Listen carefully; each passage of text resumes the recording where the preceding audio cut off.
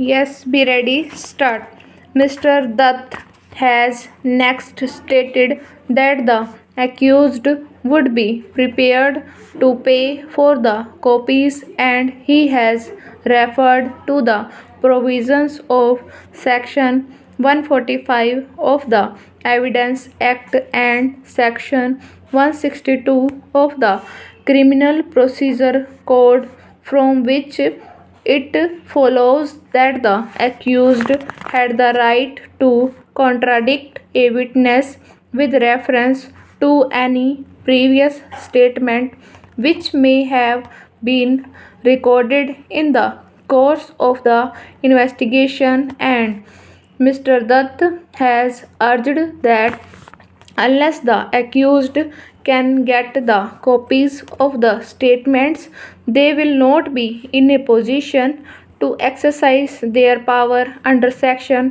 145 of the Evidence Act or under Section 162 of the Criminal Procedure Code. Stop. Section 162 of the Criminal Procedure Code certainly applies to the investigations and proceedings under the Excise Act because subsection within bracket 1 of section 74 provides that the excise officers may exercise all or any of the powers conferred on a police officer under sections 160 to 171 of the code, and that the said provisions of the code shall apply accordingly. Stop new para.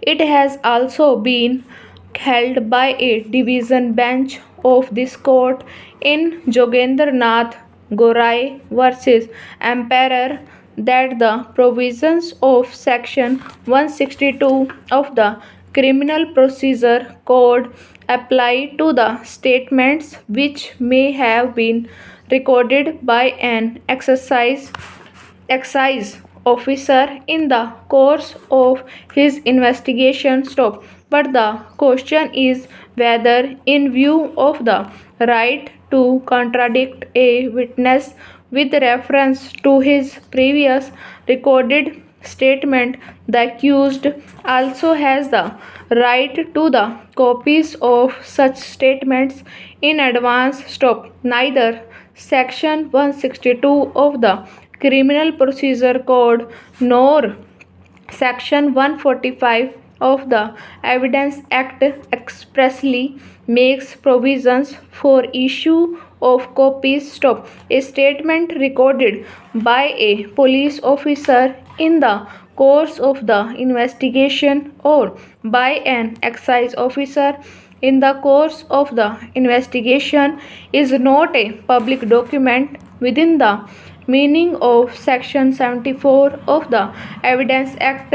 Stop. Accordingly, the question of grant of certified copies does not arise. Stop. There remains no provision under which the accused can claim to get copies of the statements in advance, even on payment of cost. Stop. No doubt the court has a discretion under section 172 of the Criminal Procedure Code and also under section 162 of the Evidence Act to call for the police diary or any particular document, but the court will exercise such powers only in the interest of justice. Stop. In the present case, the magistrate exercised his discretion, saying that at any rate before the trial commences,